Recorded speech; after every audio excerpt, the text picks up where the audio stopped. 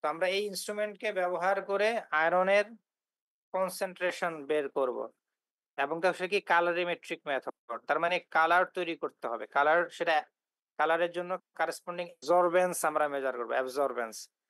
ঠিক আছে, অ্যাবজর্বেন্স সম্পর্কে কোনো ধারণা আছে তোমাদের? বা বিয়ার ল্যাম্বার্টস ল, এটা চাপায় দাও। না স্যার। আচ্ছা, তাহলে তো তোমাদেরকে বুঝলাম ইউভি ভিজিবল স্পেকট্রোফটোমিটার, মানে ইউভি এবং ভিজিবল রেঞ্জের যে ইলেকট্রোম্যাগনেটিক রেডিয়েশন আছে, তাই না? ইউভি এর রেঞ্জ কত? 200 থেকে 400 ন্যানোমিটার রেঞ্জকে আমরা ইউভি বলে থাকি, আলট্রাভায়োলেট রিজিয়ন। আর ভিজিবল হচ্ছে 400 থেকে 800 ন্যানোমিটার ওয়েভলেন্থের যে লাইট। ঠিক আছে, তার মানে লাইটের একটা ইন্টারেকশন হবে, আলট্রাভায়োলেট এবং ভিজুয়াল রেঞ্জের লাইটের ইন্টারেকশনের মাধ্যমে।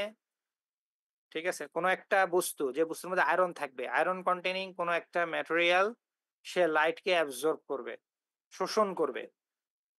ঠিক আছে, কতটুকু লাইট অ্যাবজর্ব করলো, শোষণ করলো, সেটাই আমরা এখান থেকে মেজার করব। বুঝতে পারছো? এই জন্য বলছে, দেখো এক্সপেরিমেন্টটা তোমার determination of wavelength of absorption maxima, maximum absorption কত, এবং কালার দেখে সেই কালারকে পরিমাপ করে। আগে আমরা ভলিউম মেজার করতাম, তাই না? টাইট্রেশন করতে গেলে যে একটা অ্যাসিড বা বেজ অথবা কোনো কি বলে, যেমন ইডিটিএ, কমপ্লেক্সিং এজেন্ট, এগুলার ভলিউম মেজার করতাম, ভলিউম পরিমাপ করে তখন সূত্র করে আমরা এটাকে বের করে নিতাম যে আমার এই ম্যাটেরিয়ালটা আছে। বাট এখন আমরা কি করব? হ্যাঁ, অ্যাবজর্বেন্স মেজার করবো, অ্যাবজর্বেন্স। ঠিক আছে, আচ্ছা, তাহলে কিভাবে আমরা কাজটা করবো? এটা হচ্ছে আমাদের ইনস্ট্রুমেন্ট। ঠিক আছে, এটা একটা ইনস্ট্রুমেন্ট আমাদের, ইউভি ভিজুয়াল স্পেকট্রোফটোমিটার। ঠিক আছে, কিন্তু আমাদেরকে সলিউশন প্রিপেয়ার করতে হবে, আয়রনের সলিউশন, তাই না? বুঝতে পারতেছো? এবং সেগুলো অ্যাবজর্বেন্স মেজার করবো। ঠিক আছে, আচ্ছা, ওয়ান বাই ওয়ান আমরা একটু আসি। অবজেক্টিভ কি তাহলে আমাদের এখানে? যে study the analytical technique such as spectrophotometric method. ঠিক আছে, spectrophotometric method to analyze metals at different environmental sample। আমার সিস্টেমে মেটাল কতটুকু আছে, এখানে আমাদের এক্সাম্পল হচ্ছে আয়রন বের করবো, তাই আয়রন ইজ এ মেটাল। তো আমরা সরাসরি এখানে মেটাল তার ব্যবহার বের করতে পারবো না, আমরা মেটালের যে আয়ন, আয়রন 3+, ঠিক আছে, সরাসরি মেটাল ইউভি দিয়ে বের করা যায় না। বুঝতে পারছো? মেটালের যে সলিউশন, ঠিক আছে, ধরো আয়রনের সলিউশন আয়রন 3+, এই আয়রন 3+ সলিউশনের পরিমাণ আমরা বের করতে পারবো। ঠিক আছে, এবং এখান থেকে আমরা understand the technique or method to observe and monitor the heavy metals and toxic pollutant আছে কিনা, এই মেথড দিয়ে আমরা সেগুলো, আয়রন ছাড়া অন্যান্য যদি থাকে, লেড অথবা ক্রোমিয়াম, মার্কারি, অর্থাৎ যে সমস্ত আয়ন তোমার সলিউশন ফেজে থাকবে এবং বিভিন্ন ধরনের কমপ্লেক্স আমরা তৈরি করব। যেমন তোমরা প্রথম এক্সপেরিমেন্টে মনে পড়ো, পরে দেখো ইডিটি এর সাথে আমরা ক্যালসিয়ামের কমপ্লেক্স ফর্ম করেছি, কি মনে পড়ে? হ্যালো, ঠিক একই রকম ভাবে এখানে আমরা আয়রন ডিটারমিন করতে চাচ্ছি, তাহলে আয়রনের সাথে একটা কমপ্লেক্স ফর্ম করবে, একটা লিগ্যান্ড লাগবে।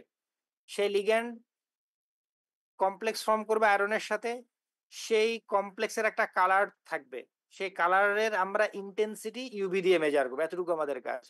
তো যত বেশি আয়রনের পরিমাণ বেশি থাকবে, অর্থাৎ কনসেন্ট্রেশন আয়রনের যত বেশি হবে, দেখা যাবে যে এইটার যে কালারের ইন্টেন্সিটিটাও অনেক বেশি হতে থাকবে।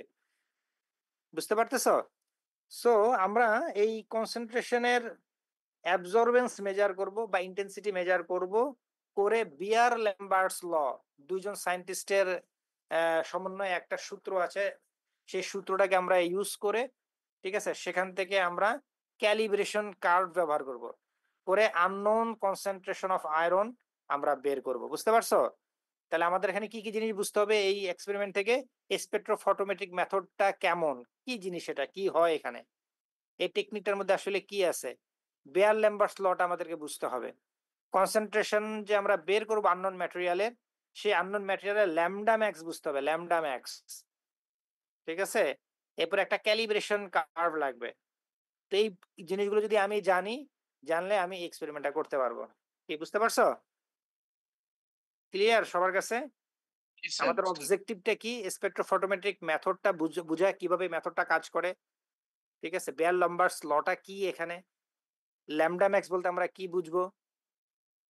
ঠিক আছে? এবং ক্যালিব্রেশন কার্ভ এটা কি? কিভাবে ক্যালিব্রেশন কার্ভ জেনারেট করে আমরা আয়রনকে বের করতে পারি। ঠিক আছে? তার মানে হচ্ছে আমরা যে আগের এক্সপেরিমেন্ট গুলোতে রিঅ্যাকশন করেছি এখানেও রিঅ্যাকশন থাকবে। আগের এক্সপেরিমেন্ট গুলোতে আমরা ইন্ডিকেটর ব্যবহার করেছি, তাই না?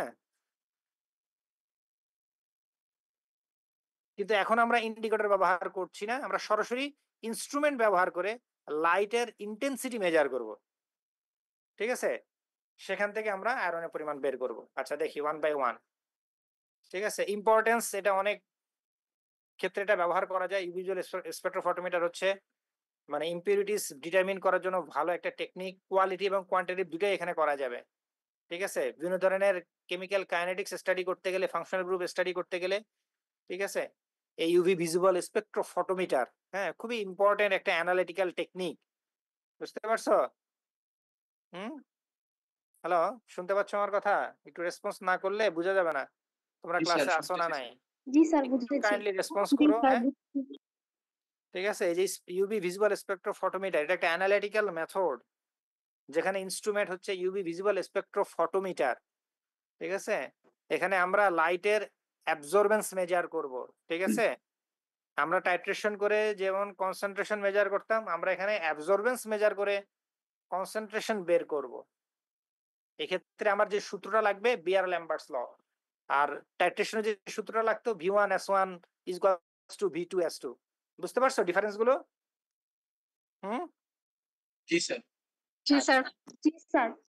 আচ্ছা তাহলে থিওরিটিক্যাল ব্যাকগ্রাউন্ডটা একটু দেখি আমাদের ইউভি ভিজিবল স্পেকট্রোফটোমিটারের থিওরিটা কি আসলে। ঠিক আছে?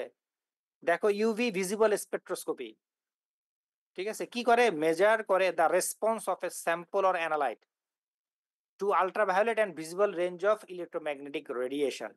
তার মানে আমার যে স্যাম্পলটা থাকবে, ঠিক আছে, আমার যে স্যাম্পল, এখানে আমার স্যাম্পলটা কি বলতো? আমার স্যাম্পলটা কি? স্যাম্পল বা অ্যানালাইট? আমার স্যাম্পলের নাম কি এই এক্সপেরিমেন্টে? Iron solution. Iron solution, exactly. আমি আয়রন সলিউশনকে এখানে মেজার করব। তাহলে আমি কি করব? আয়রনের কোন স্যাম্পলের উপরে আল্ট্রাভায়োলেট রেডিয়েশন এবং ভিজিবল রেঞ্জের রেডিয়েশনের ইলেকট্রোম্যাগনেটিক রেডিয়েশনকে ওই বস্তুর উপরে ফেলবো। এরপরে দেখব যে তার ইন্টারেকশন কি হয়, লাইটের সাথে ওই বস্তুর ইন্টারেকশন কি হয়, সেখান থেকে আমি তার ইন্টেন্সিটিকে মেজার করব। কথা কি বুঝতে পারতেছো? তাহলে ultraviolet spectroscopy measure the response of a sample to ultraviolet and visible range of electromagnetic radiation. ঠিক আছে?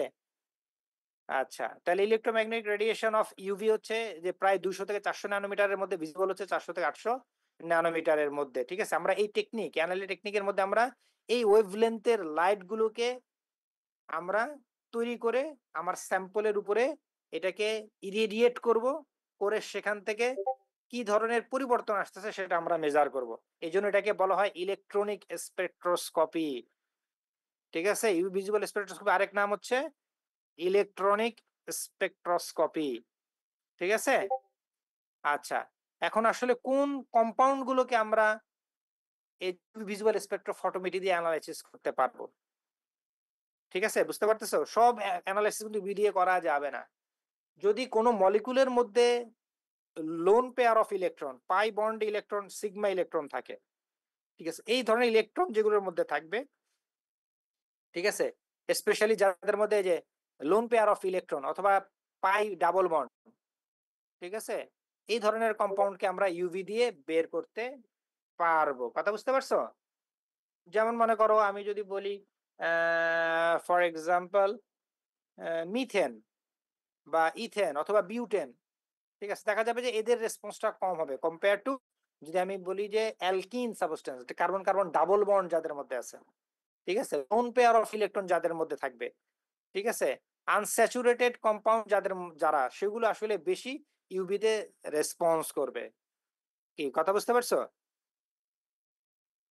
যেহেতু ইলেকট্রনিক স্পেকট্রোস্কোপি, এখানে পাই ইলেকট্রন কন্টেনিং যে সমস্ত কম্পাউন্ড সেগুলো হচ্ছে মেনলি রেসপন্স করবে। কিন্তু আমরা দেখবো যে পাই ইলেকট্রন ছাড়াও আরো বিভিন্ন কমপ্লেক্স গুলো ইউভিতে অ্যাক্টিভিটি শো, ঠিক আছে।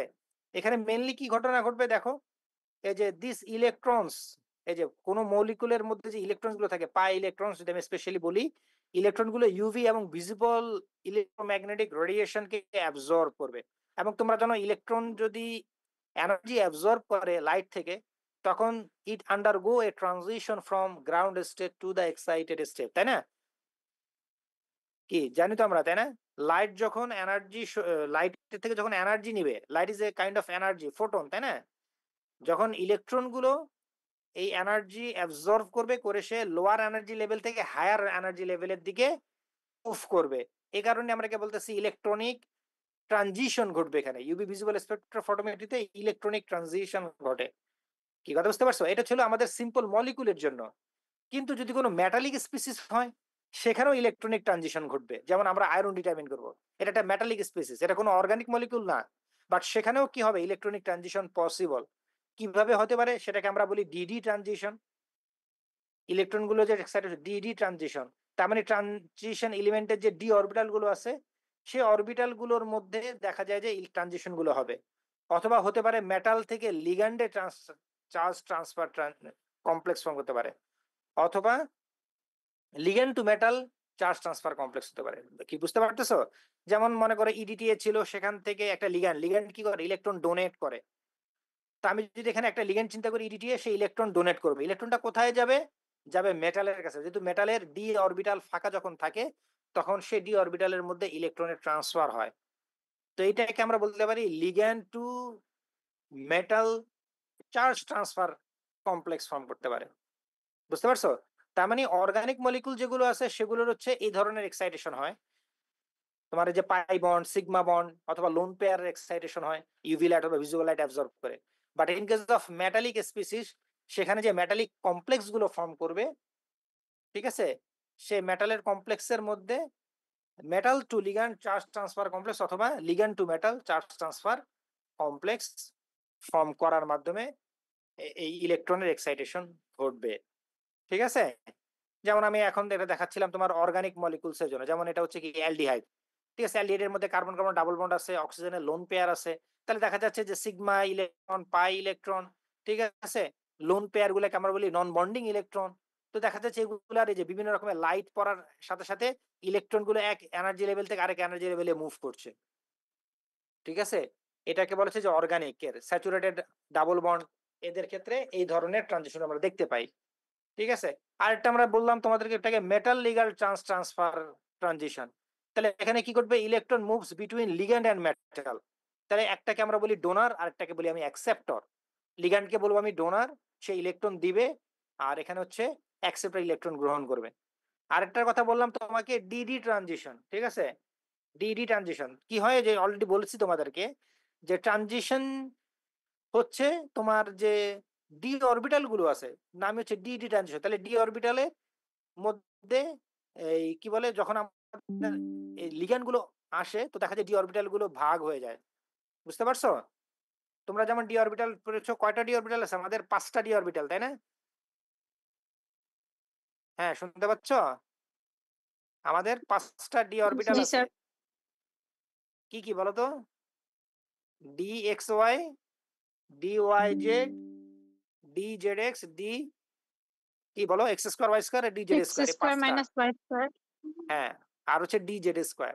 তো দেখা যায় কি যে 5টা অরবিটাল সবসময় সেম এনার্জিতে থাকবে, নন ডিজায়ার্ড অবস্থা বলে এটাকে।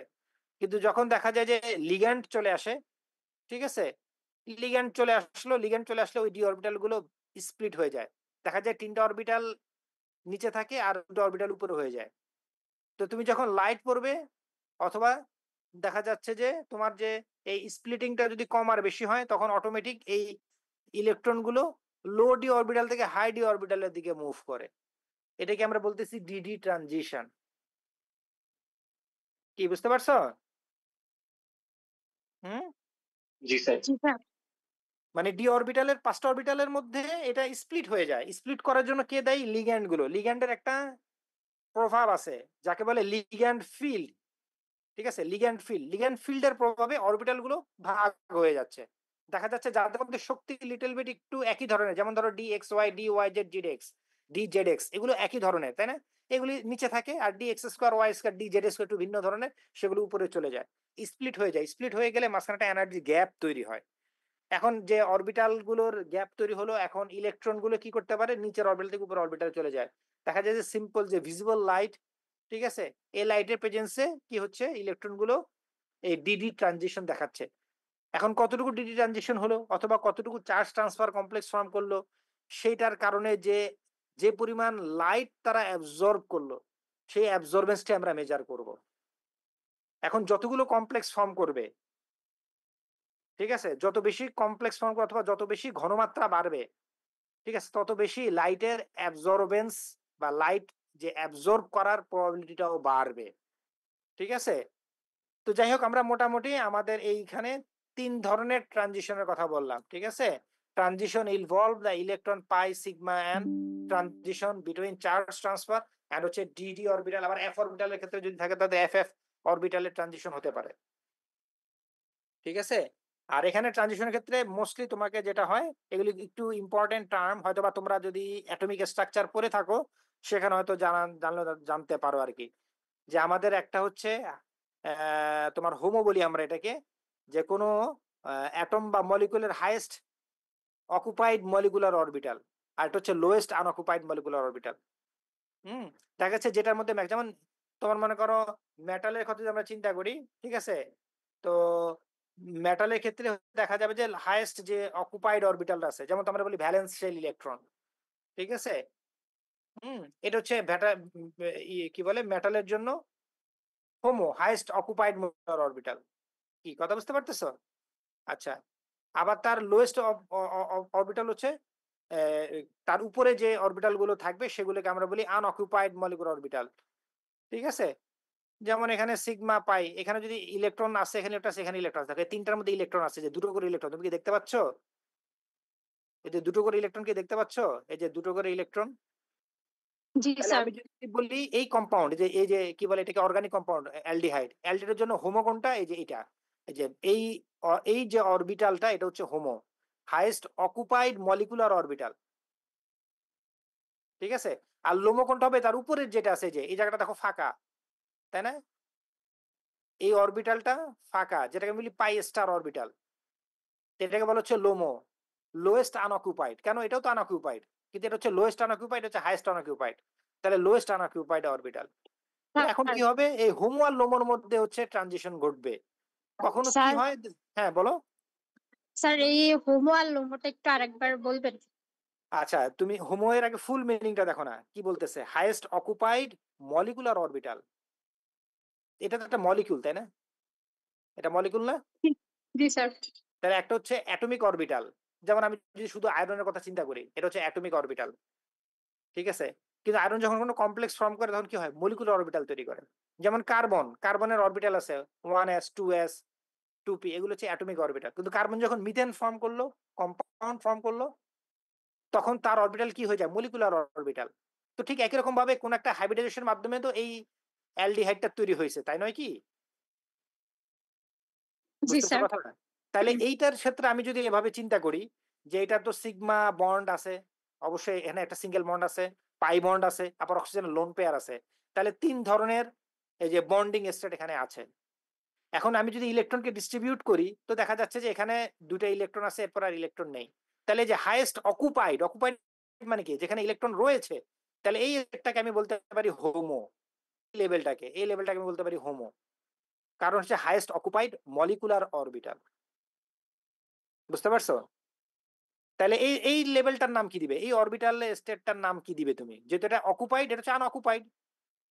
এখন এই স্টেটটাও আনঅকুপাইড, ইলেকট্রন নেই, এই স্টেটেও ইলেকট্রন নেই, তাহলে দুটোই হচ্ছে আনঅকুপাইড ইলেকট্রন অরবিটাল। কিন্তু এটা হচ্ছে লোয়েস্ট এনার্জি, এটা হাইয়েস্ট এনার্জি। তো এক্ষেত্রে আমি এটাকে বলতেছি হোমো, লোয়েস্ট আনঅকুপাইড মলিকুলার অরবিটাল। আর এটাকে বলতেছি হাইয়েস্ট। হাইয়েস্ট কারণ বললাম, এখানে ইলেকট্রন আছে, এখানে হাইয়েস্ট, সর্বোচ্চ হচ্ছে এটা, এই কারণে হাইয়েস্ট মলিকুলার অরবিটাল। এটা হচ্ছে লোয়েস্ট মলিকুলার অরবিটাল, বাট এটা হচ্ছে অকুপাইড, এটা হচ্ছে আনঅকুপাইড। এখন ইলেকট্রন যখন জি ট্রানজিশন স্যার, বুঝতে করবে, পারছি। ইলেকট্রন ট্রানজিশন কোথায় হচ্ছে, যেখানে ইলেকট্রন আছে সেখান থেকে আনঅকুপাইডের দিকে যাবে, কি তাই নয়? এখানে ইলেকট্রন আছে, এখান থেকে ইলেকট্রন যেতে পারে আনঅকুপাইডে, আবার এখান থেকেও ইলেকট্রন যেতে পারে আনঅকুপাইডে। কি বুঝতে পারছো? এই জন্য আমরা বলি এটাকে হোমোলোমো ট্রানজিশন। জি স্যার, হোমো বুঝতে থেকে পারছি। লোমোর দিকে যাচ্ছে। আচ্ছা, এটা তো আমি নিজেদের মধ্যে বললাম, কিন্তু যদি তুমি একটা চিন্তা করো, মেটাল আছে, আয়রন, তার একটা লিগ্যান্ড আছে, কমপ্লেক্স ফর্ম করছে, তাহলে লিগ্যান্ড তো ইলেকট্রন ডোনেট করে, তাই না? এটা আমরা জানি তো। জি স্যার। লিগ্যান্ড হচ্ছে তার এক্সট্রা ইলেকট্রন, তার মানে অনেকগুলো ডোনার ইলেকট্রন, আমরা তোমাদেরকে ক্লাসগুলো দেখেছি, অনেকগুলো ইলেকট্রন আছে, সেগুলো ইলেকট্রন ডোনেট করে। তো এই ইলেকট্রন গুলো ডোনেট করলে ইলেকট্রনটা কোথায় আসবে বলতো? যদি মনে করো এখানে আয়রনের, আমি এটা চিন্তা করি, হচ্ছে আয়রনের অরবিটাল, আমরা যদি চিন্তা করি অ্যালডিহাইডের পরিবর্তে আমি যদি এটাকে আয়রনের অরবিটাল চিন্তা করি, তাহলে এখানে যদি লিগ্যান্ড ইলেকট্রন দেয়, লিগ্যান্ড কোথায় ইলেকট্রন দিবে? স্যার লুমোতে দিবে। লোমোতে দিবে। লোমোটা ফাঁকা, তার মানে লোমোতে ইলেকট্রন দিবে। বুঝতে পারছো?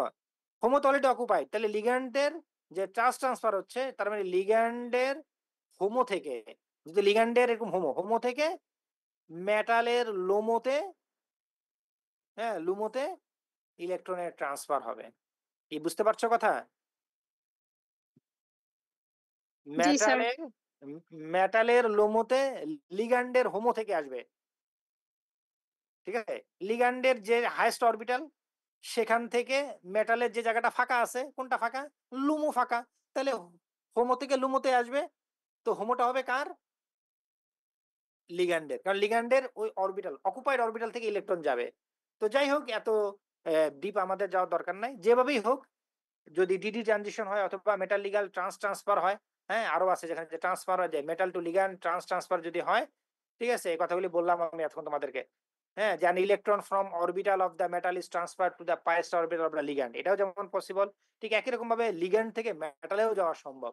এজন্য বলে এটাকে metal ligand, metal and ligand complex, charge transfer complex, ঠিক আছে?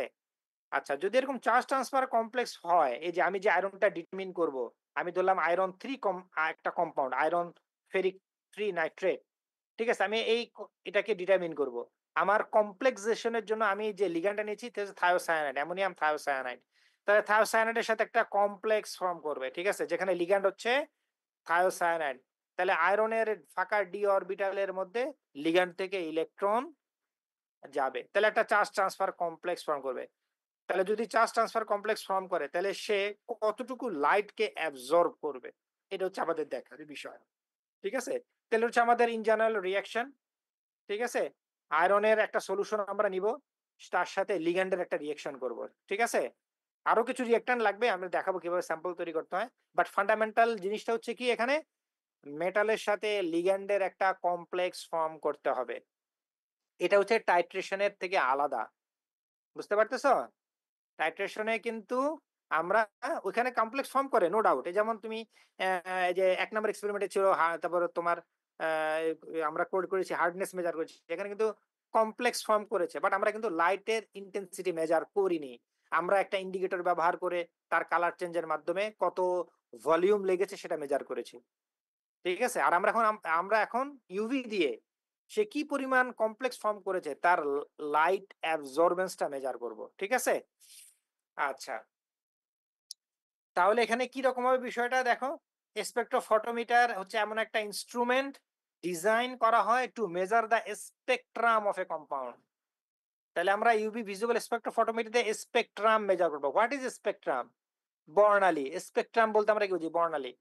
স্পেকট্রাম হচ্ছে, আমি যদি সিম্পল ভাষায় একটু ম্যাথমেটিক্যাল ভাষায় বলতে চাই, mathematical is a graph of intensity of absorb or emitted electromagnetic radiation by a sample versus frequency or wavelength, ঠিক আছে? এটা একটু দেখো, চিন্তা করো এই জায়গাটা, যে আমি একটা কম্পাউন্ড নিচ্ছি, ধরো মিথিলিন ব্লু, এটা একটা অর্গানিক ডাই, এখানে অনেকগুলো ফাংশনাল গ্রুপ আছে, যেখানে ইউভি সেন্সিটিভ ফাংশনাল গ্রুপ। আমি আগেই বলেছি সব কম্পাউন্ড ইউভিতে করা যাবে না, যাদের মধ্যে কি আছে, হ্যাঁ, এই যে পাই ইলেকট্রন আছে, ঠিক আছে, লোন পেয়ার অফ ইলেকট্রন আছে, যেখানে ইলেকট্রনের ট্রানজিশন হওয়া পসিবল, সেগুলি তোমাকে কি করবে?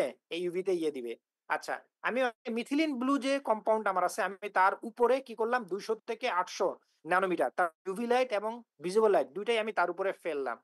তো দেখা যাচ্ছে যে সে এই যে বিভিন্ন ওয়েভলেন্থের লাইটকে অ্যাবজর্ব করছে, এই জন্য দেখা যাচ্ছে যে সে একটা পিক দিচ্ছে।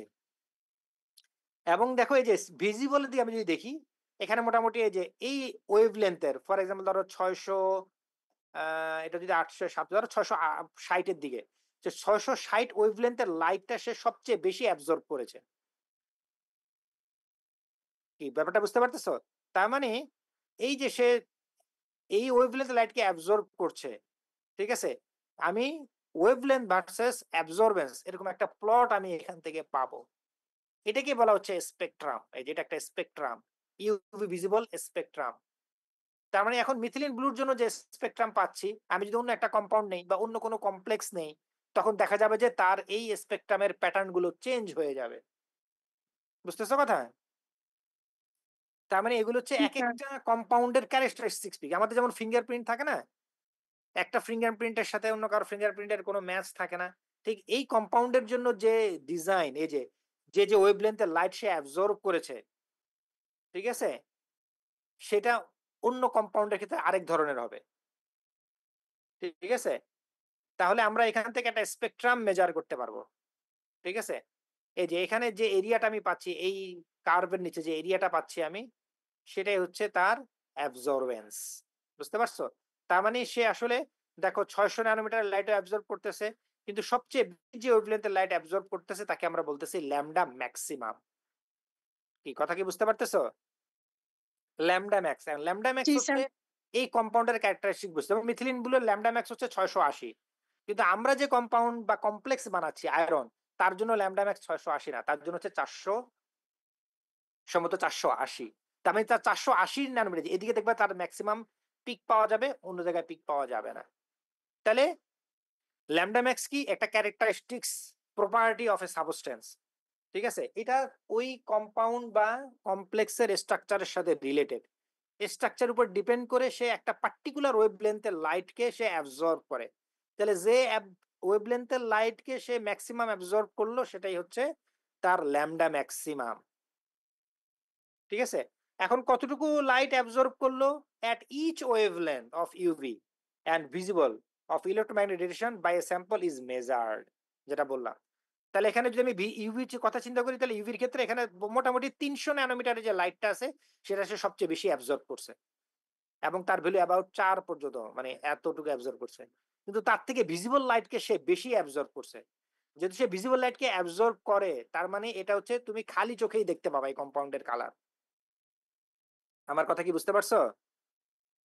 আমি যখন দেখতেছি যে ভিজিবল জি লাইটে তার স্যার। একটা ভালো একটা অ্যাবজর্বেন্স আছে, তার মানে তুমি খালি চোখে এটার কালার দেখতে পাবা।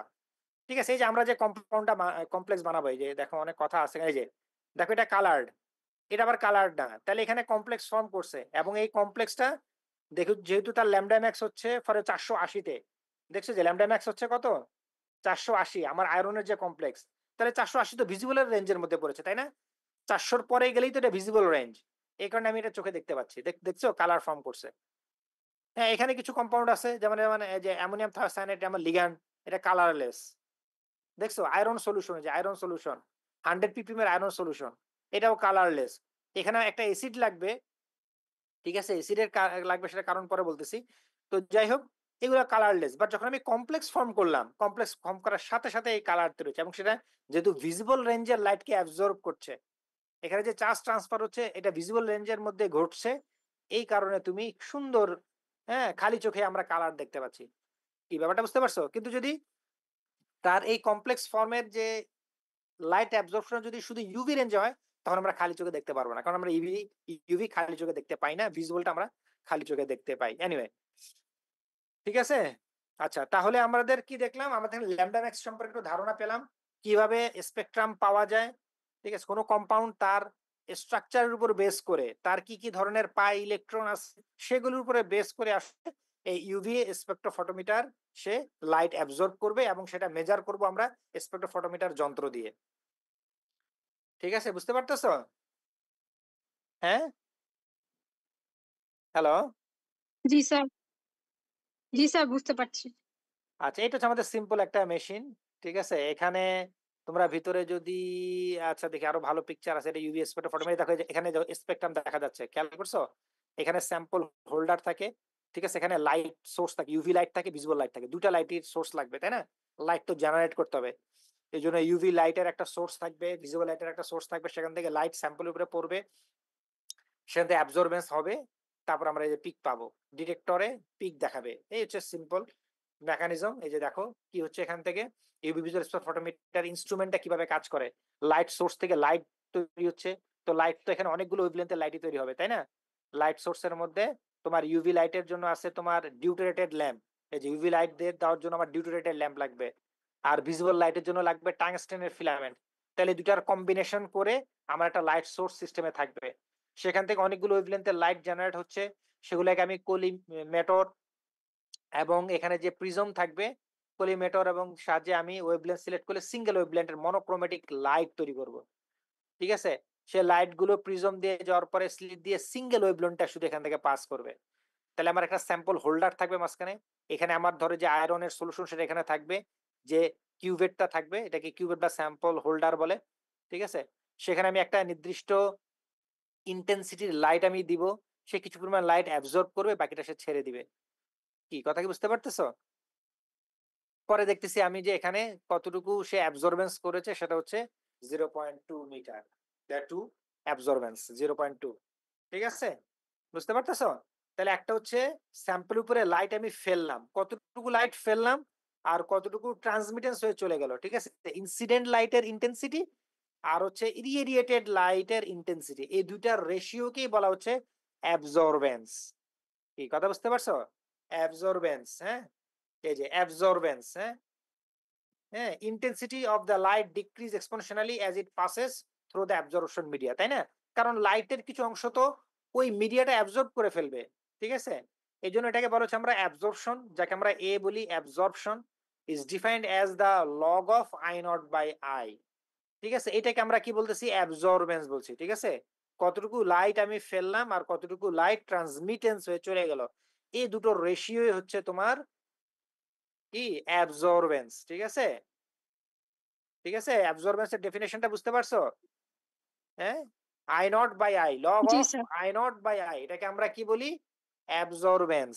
কতটুকু অ্যাবজর্ব। লাইট আমি ইরিডিয়েট করলাম আর কতটুকু সে শোষণ করে ট্রান্সমিটেন্স করে দিল। কি কথা বুঝতে পারছো? হ্যাঁ, একটা হচ্ছে intensity of the incident light I naught, and I হচ্ছে the intensity of transmitted light, এই দুটো রেশিওকে আমরা বলতেছি অ্যাবজর্বেন্স। এখন এই অ্যাবজর্বেন্সের সাথে বিয়ার ল্যাম্বার্টস ল, যেটা এই যে এটা হচ্ছে সূত্রটা, অ্যাবজর্বেন্স ইকুয়াল টু এপসাইলন, এটা কি বলা হয়? Epsilon c l. ঠিক আছে, সি বলা হচ্ছে, এই যে সি হচ্ছে তোমাকে বলা হচ্ছে কনসেন্ট্রেশন, তার মানে কনসেন্ট্রেশন যত বাড়বে অ্যাবজর্বেন্স তত বাড়বে। ঠিক আছে, এবং লেন্থ, লেন্থ হচ্ছে পাথ লেন্থ, মানে কতটুকু ডিস্টেন্স।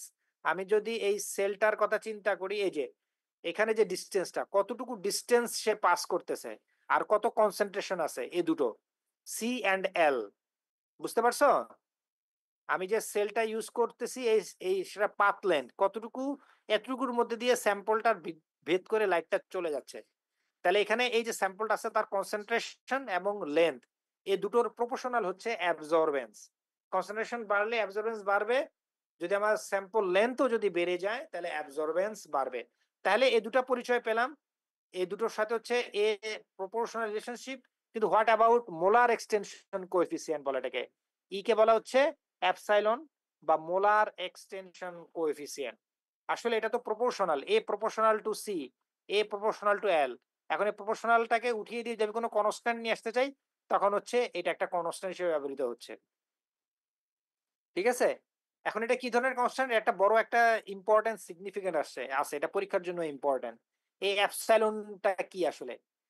ঠিক আছে, বলতেছে কি, দেখো, it is a constant for absorbing species and defines the absorption of species at a particular wavelength. ঠিক আছে, আরেকটু সহজ ভাষায় যদি আমি বলতে চাই, মোলার অ্যাবজর্পটিভিটি অথবা মোলার এক্সটেনশন কোএফিসিয়েন্ট একই কথা। কখনো বলা হয় মোলার অ্যাবজর্পটিভিটি, কখনো বলা হয় মোলার এক্সটেনশন কোএফিসিয়েন্ট। ঠিক আছে, তো molar extension coefficient or molar absorptivity, also known as the molar extension coefficient, is a measure of how strongly a substance absorb light at a specific wavelength. বুঝতে পারছো? এই যে আমি দেখালাম যে ল্যামডা ম্যাক্স, ঠিক আছে, এই ল্যামডা ম্যাক্স একটা পার্টিকুলার ওয়েভলেন্থের সে লাইট যে অ্যাবজর্ব করছে, কত স্ট্রংলি অ্যাবজর্ব করছে, সেটাই আসলে ইন্ডিকেট করছে। এখন কোনো একটা যদি স্ট্রং লাইট অ্যাবজর্ব করে, তখন তার ইন্টেন্সিটি বেশি হবে, অ্যাবজর্বেন্স বেশি হবে। কি কথা কি বুঝতে পারতেছো? তার মানে এটাও একটা ক্যারেক্টারিস্টিক্স প্রপার্টি। ল্যামডা ম্যাক্স যেহেতু ক্যারেক্টারিস্টিক্স প্রপার্টি, এপসাইলনও ক্যারেক্টারিস্টিক্স প্রপার্টি। এটা কম্পাউন্ড টু কম্পাউন্ড ভ্যারি করবে। কি ঠিক আছে?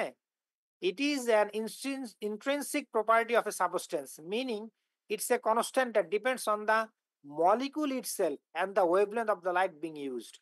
তাহলে মলিকুলার স্ট্রাকচারের সাথে ওয়েভলেন্থের যে ইন্টারঅ্যাকশন, কতটা স্ট্রংলি লাইট অ্যাবজর্ব করছে, সেটাই আসলে ইটাকে ডিপেন্ড করছে, ইটাকে হ্যাঁ এক্সপ্রেস করছে। তার মানে যার এর মান বেশি হবে, তার ইন্টেন্সিটি বেশি হবে। ধরো তুমি একই ঘনমাত্রার সলিউশনের অ্যাবজর্বেন্স নিচ্ছ, কিন্তু ওই যে ওয়েভলেন্থে তোমার স্ট্রংলি অ্যাবজর্ব করবে, তার ইন্টেন্সিটি বেশি হবে কম্পেয়ার টু যার এই স্ট্রংলি অ্যাবজর্ব না করবে। বুঝতে পারতেছো? তার মানে আমার যে কম্পাউন্ডটা বা যে কমপ্লেক্সটা, তার ভিতরে নাম্বার অফ বন্ড কি কি আছে, তার ভিতরে ক্রোমোফোর, এই যে number of pi electron, double bond, এগুলাকে ক্রোমোফোর বলা হয়। ঠিক আছে? ক্রোমোফোর মনে থাকবে, ভাইবা যদি জিজ্ঞেস করে ক্রোমোফোর কি, এই কথা বুঝতেছো? ক্রোমোফোর অনেক সময় এভাবেও জিজ্ঞেস করতে পারে যে কারা ইউভি অ্যাক্টিভ, যাদের ক্রোমোফোর আছে। ক্রোমোফোর মানে কি?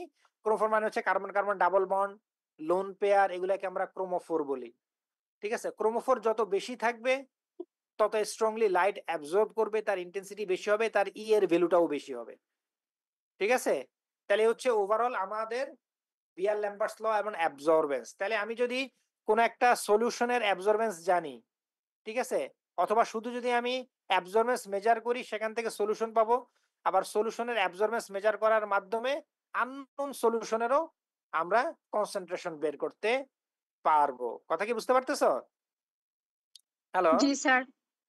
আচ্ছা, এখন আমার দরকার ক্যালিব্রেশন কার্ভ, যেহেতু আমরা এখন রিলেশন পেয়ে গেছি অ্যাবজর্বেন্সের সাথে কনসেন্ট্রেশন, এবং আমার এই সূত্র ক্লিয়ারলি বলছে কনসেন্ট্রেশন যত বাড়বে, অ্যাবজর্বেন্স তত বাড়বে। ঠিক আছে? তাহলে আমি যদি এখন কনসেন্ট্রেশন ভার্সেস অ্যাবজর্বেন্স প্লট দেই, এটা একটা মনে করো মানে আরবিটারি একটা প্লট আর কি। ধরো যখন কনসেন্ট্রেশন ছিল ppm, তখন তার অ্যাবজর্বেন্স ছিল পয়েন্ট ধরো 15। তাহলে 2 যদি দিই, তখন হবে ডাবল হওয়ার কথা, তাহলে পয়েন্ট মানে 4 এর মতো। ঠিক আছে? 0.3 ডাবল 1 মানে 1.5, তাহলে মোটামুটি 3 এর কাছাকাছি। যখন আমি ডাবল 3 করতেছি, তখন দেখা যাচ্ছে এখানে আসতেছে 4 করলে এই অ্যাবজর্বেন্স পাচ্ছি এখানে, 5 করলে অ্যাবজর্বেন্স পাচ্ছি এখানে। কি কথা কি বুঝতে পারতেছো? তাহলে আমি কি করতে পারি, এই যে 0 থেকে একটা টাইম লাইন, তাহলে 0 থেকে শুরু করে আমি একটা স্ট্রেট লাইন দেখলাম, যেখানে একটা স্ট্রেট লাইন ফিল আপ করছে। তাহলে এটা হচ্ছে আমার অ্যাবজর্বেন্স ভার্সেস কনসেন্ট্রেশন প্লট। এটাকে আমি ক্যালিব্রেশন কার্ভ বলতে পারি। কি বলতে পারি? Calibration curve, absorbance versus concentration. তাহলে আমি বিভিন্ন বিভিন্ন কনসেন্ট্রেশনে অ্যাবজর্বেন্স জানি। আচ্ছা, যদি কোনো কম্পাউন্ডের বা কোনো কমপ্লেক্সের এরকম একটা ঘটনা আমার যদি জানা থাকে, এখন আননোন একটা স্যাম্পল আছে, ঠিক আছে, ধরো আননোন স্যাম্পলে আমি অ্যাবজর্বেন্স মেজার করলাম, করে দেখলাম যে এই জায়গায় আছে, অ্যাবজর্বেন্সটা আমি পাচ্ছি মনে করো 0.37, তাহলে তার কারেসপন্ডিং কনসেন্ট্রেশন হচ্ছে এইটা। তাহলে আমি ধরে নিলাম এটা হচ্ছে 2.5। তার মানে আননোন কনসেন্ট্রেশনের অ্যাবজর্বেন্স মেজার করে আমি তার কনসেন্ট্রেশন বের করে ফেলতে পারবো। ব্যাপারটা কি বুঝতে পারছো? হ্যালো? জি স্যার। হ্যাঁ, জি স্যার। জি ঠিক স্যার, আছে। আমরা বুঝতে তাহলে পারছি। কিভাবে, প্রথমে আমাদের কাজ হচ্ছে কমপ্লেক্স ফর্ম করানো, কমপ্লেক্স ফর্ম করে তার বিভিন্ন কনসেন্ট্রেশনের কমপ্লেক্স বানাবো, কনসেন্ট্রেশনের সলিউশন তৈরি করব, সলিউশন তৈরি করে তার অ্যাবজর্বেন্স মেজার করব, করার পর একটা ক্যালিব্রেশন কার্ভ আমি পাবো। এরপর আমার যে আননোন স্যাম্পলটা থাকবে, সেই স্যাম্পলের অ্যাবজর্বেন্স মেজার করব। এখন অ্যাবজর্বেন্স যদি এখানে থাকে, তাহলে তার কারেসপন্ডিং এটা হচ্ছে ওই আননোন স্যাম্পলের কনসেন্ট্রেশন। এখন অ্যাবজর্বেন্স মেজার করে দেখতেছি, যদি এখানে থাকে, তাহলে তার কারেসপন্ডিং কনসেন্ট্রেশন দেখতে হবে এই জায়গায় থাকবে। তবে তোমার কাজ হচ্ছে শুধু অ্যাবজর্বেন্স মেজার করা, সেখান থেকে ক্যালিব্রেশন কার্ভ ব্যবহার করে তুমি আননোন স্যাম্পলের ঘনমাত্রা বের করতে পারবা। ঠিক আছে? আচ্ছা, এখন এই যে বেয়ার ল্যাম্বার্টস লর কথাটা বললাম, এটার অনেকগুলো লিমিটেশনস আছে। স্যার স্যার একটা কোয়েশ্চেন ছিল। হ্যাঁ, বলো প্লিজ। স্যার হাই কনসেন্ট্রেটেড সলিউশনের জন্য কি এটা কাজ করবে? হ্যাঁ, এখনই এখানে আসতেছিলাম। ঠিক আছে, এই যে এটাকে বলে ডেভিয়েশন আছে, তার মানে কনসেন্ট্রেশন যত বাড়তে থাকবে, ঠিক আছে, দেখো প্রথমে এই যে লো কনসেন্ট্রেশন থেকে স্ট্রেট লাইন থাকে, কনসেন্ট্রেশন বাড়তে বাড়তে যখন হাই কনসেন্ট্রেশনে যেতে থাকে তখন এটা লিনিয়ার থাকে না, তার মানে হাই কনসেন্ট্রেশনে এটা কাজ করবে না। বেয়ার ল্যাম্বার্টস ল, হাই কনসেন্ট্রেশন যখন থাকে তখন সেটা কাজ করে না। এটা হচ্ছে ইউভির একটা লিমিটেশন। শুনো, প্রত্যেকটা মেথডে একটা লিমিটেশন আছে। যেমন টাইট্রেশন করাটা ইজিয়ার, তাই না? টাইট্রেশন করছো, খুব দ্রুত কালার চেঞ্জ হচ্ছে ইন্ডিকেটরের, কিন্তু টাইট্রেশনের লিমিটেশন আছে। যেমন টাইট্রেশন যদি ভালো ইন্ডিকেটর কালার বোঝা না যায়, ইন্ডিকেটর ভালো না পাওয়া যায়, টাইট্রেশন করা যাবে না, ঠিক আছে? যেমন উইক অ্যাসিড উইক বেজ এদের টাইট্রেশন করে রেজাল্ট বের করা যায় না, তাই এটা একটা লিমিটেশন। তাহলে ইউভির একটা লিমিটেশন, বিয়ার ল্যাম্বার্টস ল এর লিমিটেশন, যখন কনসেন্ট্রেশন অনেক বেশি হয়ে যাবে তখন আসলে এটা করবে না। কেন করবে না? দেখো, তার কারণ হচ্ছে যখন কনসেন্ট্রেশন বেড়ে যায় তখন পার্টিকেল গুলো হাইড্রোজেন খুব কাছাকাছি চলে আসবে, তখন ওই পার্টিকেল গুলোর মধ্যে আসলে খুব একটা বেশি ডিস্টেন্স থাকে না। তো ডিস্টেন্স না থাকার কারণে এই যে চার্জ ডিস্ট্রিবিউশন যে হচ্ছে, এই চার্জ ডিস্ট্রিবিউশন বা অ্যাবজর্পশন যেটা, সেটা আসলে হ্যাম্পার হয়। ঠিক আছে, যেটা লিনিয়ারিটি না হয়ে দেখা যায় কখনো বেশি হয়ে যায়, কখনো কম হয়ে যায়, ঠিক আছে? মানে লিনিয়ার যে রিলেশনে অ্যাবজর্ব হওয়ার কথা ছিল, সেটা আসলে দেখা যায় যে এই কনসেন্ট্রেশন বেশি হওয়ার কারণে সেই লিনিয়ারিটিটা এখানে ব্রেকডাউন হয়ে যায়, ঠিক আছে? লিনিয়ার রিলেশনশিপটা এখানে ডেভিয়েট করে যায় কনসেন্ট্রেশন বাড়ার কারণে। আচ্ছা, আবার অনেক সময় হয় কি, হাই কনসেন্ট্রেশনে যদি কখনো কেমিক্যাল ইন্টারেকশনও হতে পারে, রিঅ্যাকশন হতে পারে, ঠিক আছে? এক্ষেত্রে আমাদের খেয়াল রাখতে হবে, যদি কোনো ধরনের রিঅ্যাকশন বা ডিসোসিয়েশন হয় যদি কোনো সলভেন্টের সাথে, তখন আমরা কিন্তু ইউভি ব্যবহার করতে পারবো না, কারণ তখন তো বারবার চেঞ্জ হতে থাকবে। সলভেন্টও একটা ভূমিকা আছে, আবার দেখা যাচ্ছে যে তুমি যে কমপ্লেক্স ফর্ম তারও একটা ভূমিকা আছে। তাহলে এক্স্যাক্টলি কোনটা কার জন্য কাজ করছে সেটা আসলে মেজার করা ডিফিকাল্ট হয়ে যাবে। এই জন্য কেমিক্যাল ইন্টারাকশন, আমি যে সলভেন্ট ব্যবহার করছি, নরমালি আমরা পানি ব্যবহার করি অথবা কখনো এসিটোন ব্যবহার করি, ইথানল ব্যবহার করি, এগুলো হচ্ছে গুড সলভেন্ট। কি কথা বুঝতে পারছো? সেগুলো দিয়ে আমরা করতে হবে। যদি এখন কোনো সাবস্টেন্স এগুলোর সাথে রিঅ্যাকশন করে ফেলে তখন আর এইটা ব্যবহার করা যাবে না। স্যার আবার ইনস্ট্রুমেন্টাল কিছু ডেভিয়েশন থাকতে পারে, যেমন লাইটের কিছু স্ক্যাটারিং হতে পারে, রিফ্লেকশন হতে পারে, ঠিক আছে? তখন দেখা যায় এই এখানে একটু এরর আসতে পারে, ঠিক আছে? বাট মোরলেস আমরা যদি লো কনসেন্ট্রেশন ব্যবহার করি, লো কনসেন্ট্রেশন ব্যবহার করলে খুব ইজিলি বিয়ার ল্যাম্বার্টস ল ব্যবহার করে আমরা আননোন স্যাম্পলের কনসেন্ট্রেশন ব্যবহার বের করতে পারবো, ঠিক স্যার আছে? বলো। হ্যাঁ বলো। কেমিক্যাল ইন্টারঅ্যাকশনসটা আরেকবার একটু বলতে, মানে কেমিক্যাল এটা কেন ইন্টারাকশন, হবে না? আচ্ছা, যদি ধরো এরা খুব ক্লোজলি চলে আসে, কনসেন্ট্রেশন বাড়লে কি হবে, মলিকুল গুলো খুব কাছাকাছি থাকবে, তাই না? ধরো তুমি 100 মিলিলিটারের 0.1 মোলার সলিউশন তৈরি করলা, অথবা তার থেকে বেশি মোলারের সলিউশন তৈরি করলা, তাহলে কি হলো, নাম্বার অফ মলিকুল বেড়ে যাবে না সেম ভলিউমের মধ্যে? জি স্যার। ধরো তোমাদের এই যে যে ক্লাসরুমে তোমরা ক্লাস করো, এখানে 30 জন মোটামুটি বসতে পারে, এখন যদি 60 জন আসে ক্লাস করতে, দেখো না কত কষ্ট হয়, বসার জায়গা নাই, ঠিক আছে? হ্যাঁ, বেশি অ্যাপারেটাস নাই, কাজ করতে অসুবিধা হয়। এখানেও ঠিক একই ঘটনা, কনসেন্ট্রেশন বাড়তেছে মানে নাম্বার অফ মলিকুল বেড়ে যাচ্ছে। তো নাম্বার অফ মলিকুল বেড়ে গেলে তাদের মধ্যে ডিস্টেন্স কমে যাচ্ছে। তো ডিস্টেন্স কমে গেলে যখন চার্জ ট্রান্সফার হবে, তো দেখা যাচ্ছে যে এই চার্জ ট্রান্সফারে হ্যাম্পার করবে। হয়তো ধরো একটা লিগ্যান্ড একটা মলিকুলকে চার্জ ট্রান্সফার হওয়ার কথা ছিল, ইলেকট্রন এক্সাইটেশন হওয়ার কথা ছিল, তো দেখা যাচ্ছে যে তখন 2-3টা ফাঁকা থাকবে। কি কথা বুঝতে পারছো? একটা পাচ্ছে, কেউ পাচ্ছে, কেউ পাচ্ছে না, কেউ এক্সাইট হচ্ছে, কেউ এক্সাইট হচ্ছে না। লাইট যে সে অ্যাবজর্ব করবে, সে লাইট অ্যাবজর্ব করার ক্ষেত্রেও ডেভিয়েশন দেখা যাবে। কি কথা কি বুঝতে পারছো? জি স্যার, তার বুঝতে মানে পারছি। মূলত হচ্ছে যে এই কনসেন্ট্রেশন বাড়ার কারণে নাম্বার অফ মলিকুল বেড়ে যাবে। মলিকুল বেড়ে গেলে তো তোমার যে লাইটের যে অ্যাবজর্বেন্স, এটার যে লিনিয়ার রিলেশনশিপ, ঠিক আছে, সেটা আসলে ডেভিয়েট করে যাবে।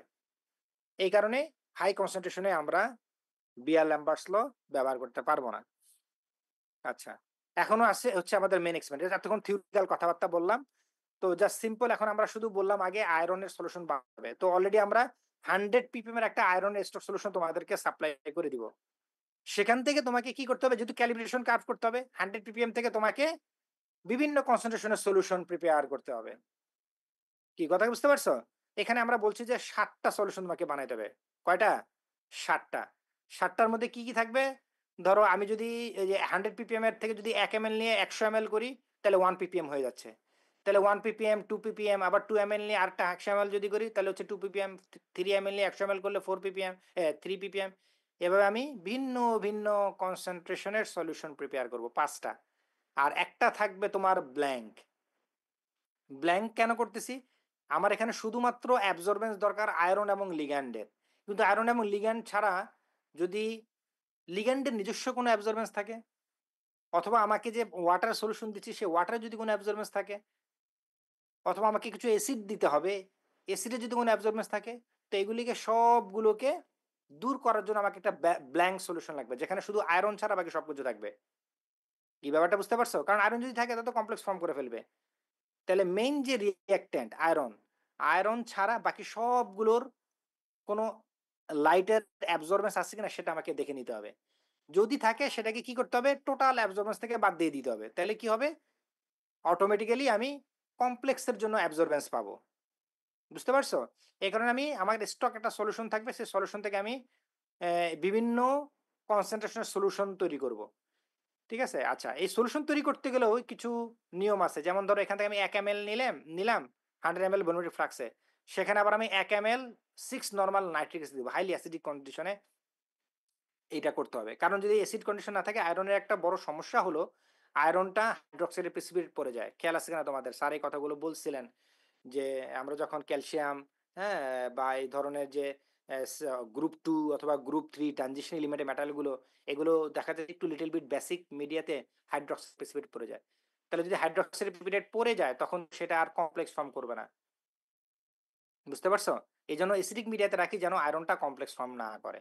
এই কারণে আমি অ্যাসিড দিব, এবং এক্ষেত্রে সব ক্ষেত্রে সমান পরিমাণ অ্যাসিড। দেখো এখানে পরিমাণ ভিন্ন হচ্ছে কার? আয়রনের। একটাতে 1 ml, একটাতে 2 ml, একটাতে 3 ml। তার মানে এখানে আয়রনের পরিমাণ চেঞ্জ হচ্ছে, আয়রনের ppm চেঞ্জ হচ্ছে, বাট বাকিগুলো কিন্তু same. Add 1 millilitre 6 normal nitric acid solution into 5 known concentrated volumetric flask and 1 unknown sample। ঠিক আছে? এখানে 100 ml হবে, সরি একটু ভুল আছে। ভলিউমেট্রিক ফ্লাস্ক কে নিবা, আচ্ছা এখানে সব 100 হবে, এখানে একটু ভুল আছে। অথবা আমরা যদি 5 ml ও আমরা 50 ml ও বানাতে পারি, ল্যাবে 50 ml তৈরি করবে। এনিওয়ে আমরা 50 ml হোক অথবা 100 ml হোক, আমরা যেটা মেইন আমাদের বোঝার বিষয় সেটা হচ্ছে আমরা 5টা স্টক সলিউশন থেকে নোন কনসেন্ট্রেশনের সলিউশন তৈরি করব। একটা ব্ল্যাঙ্ক থাকবে আর একটা আননোন সলিউশন থাকবে। ঠিক আছে? তো সবগুলোর মধ্যে আমি কি করব? 1 ml 6 নরমাল নাইট্রিক অ্যাসিড দিব আর 5 ml লিগ্যান্ড দিব। 20% অ্যামোনিয়াম থায়োসায়ানাইড। ঠিক আছে? প্রত্যেকটার মধ্যে দিব। দেওয়ার পরে 10 মিনিট অপেক্ষা করব। কমপ্লেক্স ফর্ম করতে তাদের একটু সময় দিতে হবে একটা ইকুইলিব্রিয়াম এক্সিস্ট করার জন্য। ঠিক আছে? এরপরে ফাইনালি আমি আপ টু দা মার্ক করলে আমার এই কনসেন্ট্রেশনটা তৈরি হয়ে যাবে। এরপরে আমি কি করব? প্রথমে ব্ল্যাঙ্কের কি বলে অ্যাবজর্বেন্স মেজার করব। এরপরে হচ্ছে তোমার সলিউশন যেগুলো আছে সেগুলোর অ্যাবজর্বেন্স মেজার করব। কথা বুঝতে পারছো? এইটা হচ্ছে তোমাদের ল্যাবে যেটা করবা সেটা। এটা হচ্ছে যে সেলগুলো ইউভি সেল। এখানে একটা কথা মনে রাখতে হবে, এখানে কোয়ার্টজের সেল আমরা ব্যবহার করি। কারণ গ্লাস সেল নিলে কি হয়? সেটা ইউভি লাইট অ্যাবজর্ব করে। এজন্য যদি কোনো ম্যাটেরিয়াল যদি ইউভি লাইট অ্যাবজর্ব করে তাহলে সেখানে স্যাম্পল হোল্ডারে সেটাকে দেওয়া যাবে না। ঠিক আছে? তারপরে এখানে আমি যে সলিউশন নিব, নেওয়ার পরে এই যে এখানে দেখো ভিতরে দুটো চেম্বার থাকে। বুঝতে পারতেছো? এই যে চেম্বার। ঠিক আছে? একটার মধ্যে ব্ল্যাঙ্ক থাকবে, একটার মধ্যে তোমার স্যাম্পল থাকবে। এটাকে বলে double beam spectrophotometer. Double beam. Double beam কেন? যে এখান থেকে দেখো একটা ফুটো আছে, এখান থেকে লাইট আসবে, আবার এখান থেকেও লাইট আসবে, ইউভি লাইট, ইনভিজিবল লাইট আসতেছে। তাহলে এটার সাপেক্ষে লাইটটা ডিটেক্টরে যাচ্ছে, বা এটার সাপেক্ষে লাইটটা ডিটেক্টরে যাচ্ছে, সে অটোমেটিক্যালি সে জানে এটা রেফারেন্স থেকে আসতেছে, এটা হচ্ছে তোমার স্যাম্পল থেকে আসতেছে। তাহলে স্যাম্পলের কনসেন্ট্রেশন অ্যাবজর্বেন্স থেকে মেশিনই তোমাকে তোমাকে কিচ্ছু করতে হবে না, জাস্ট শুধু এই স্যাম্পল দুটো দিয়ে দিলে অটোমেটিক্যালি সে সাবস্ট্রাক্ট করে শুধুমাত্র স্যাম্পলের জন্য যে কনসেন্ট্রেশন সেটা চলে আসবে। সেটার জন্য তুমি পিক পেয়ে যাবা। ঠিক আছে? এই যে তোমার সেটার জন্য তুমি পিক পাবে, যে ধরনের পিক পাবা। ঠিক আছে? এই যে 480 দিকে মোটামুটি এই যে দেখো পিক পাচ্ছ। ঠিক আছে? হ্যাঁ, আচ্ছা। এখানে আমরা দেখো 5টা 6টা 7টা সলিউশন তৈরি করেছি। যে ব্ল্যাঙ্ক সলিউশন, দেখো ব্ল্যাঙ্কে কোনো কালার নেই কারণ এখানে আয়রন নেই।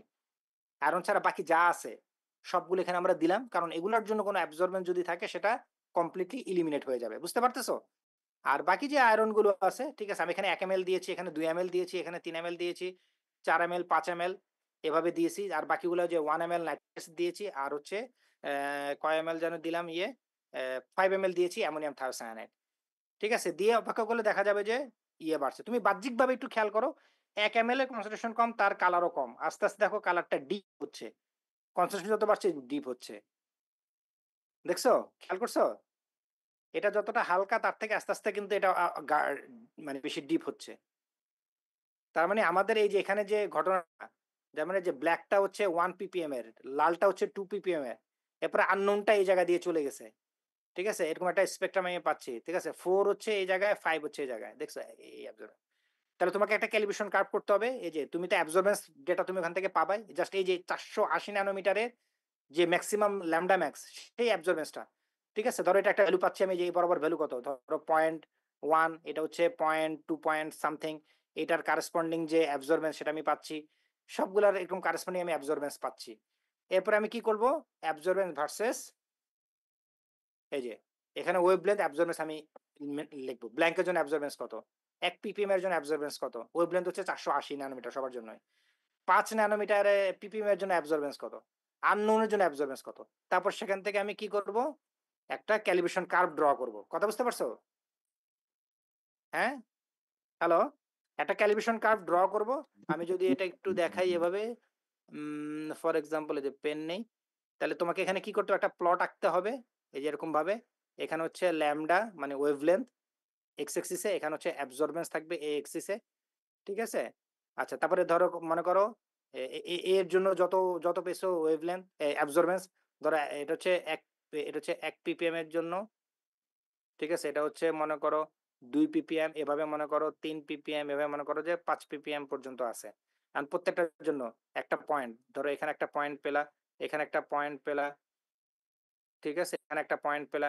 এরপর তুমি কি করলা? এই যে একটা ক্যালিব্রেশন কার্ভ এখান থেকে সুন্দর করে ড্র করে ফেলা। মূল বিন্দু দিয়ে যেতে হবে। অবশ্যই মূল বিন্দু দিয়ে যেতে হবে। মনে রাখবা। এরপরে আননোন কত? আননোন অ্যাবজর্বেন্স মনে করো তুমি পেলে এই জায়গায়। সাপোজ এই জায়গায় তুমি আননোন এর অ্যাবজর্বেন্স। তার কারেসপন্ডিং এই এটা হচ্ছে তোমার, ও সরি, এটা তো ওয়েভলেন্থ, এটা কনসেন্ট্রেশন, সরি। এখানে হচ্ছে কনসেন্ট্রেশন হবে সি। হ্যাঁ। এই সিতে তুমি পেয়ে যাচ্ছ। তাহলে আননোন এর যে অ্যাবজর্বেন্স সেটা দেখে তুমি কত ঘনমাত্রার সলিউশন তৈরি করা হয়েছিল তুমি পেয়ে যাবা। বুঝতে পারছো? তাহলে এখান থেকে কি হতে পারে? আমরা দুই ভাবে ক্যালকুলেশন করে দেখতে পারি। একটা হচ্ছে ক্যালিব্রেশন কার্ভ তৈরি করে সেখান থেকে কত পেলা। আবার তুমি যদি বেয়ার ল্যাম্বার্টস ল জানো, ঠিক আছে, এসিএল, ঠিক আছে, অ্যাবজর্বেন্স জানো, সি এর মান তুমি বের করতে পারো, এল এর মান 1 যদি আমি ধরে নেই। ঠিক আছে? বা ওই ওটা তো বোঝা যাবে 1 সেন্টিমিটার না 1 ডেসিমিটার যে লেন্থ আমাদের যে কিউবেটটা থাকে, এই যে এটার যে ডিসটেন্সটা, ঠিক আছে, যে এই ডিসটেন্সটা, হ্যাঁ, এই ডিসটেন্সটা যত থাকে, অ্যাবজর্বেন্স জানো তুমি, তারপরে এল জানো, কনসেন্ট্রেশন তোমার এখান থেকে বেরিয়ে যাবে। তাহলে ক্যালিব্রেশন কার্ভ থেকে কত পেলা সেটাও বের করতে পারো, এবং তুমি যদি সূত্র বিয়ার ল্যাম্বার্টস ল সূত্র ব্যবহার করো সেটা ব্যবহার করেও কনসেন্ট্রেশন বের করতে পারবা। তো এটা হচ্ছে ওভারঅল তোমার এই ইউভি ভিজুয়াল স্পেকট্রোফটোমিটার দিয়ে কিভাবে আমরা আয়রনকে বের করতে পারি। ঠিক আছে? বুঝতে পারছো সবাই? কারো কোনো কোশ্চেন আছে এখানে?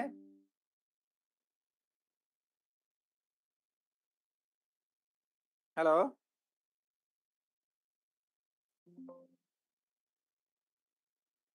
কোন অংশটুকু?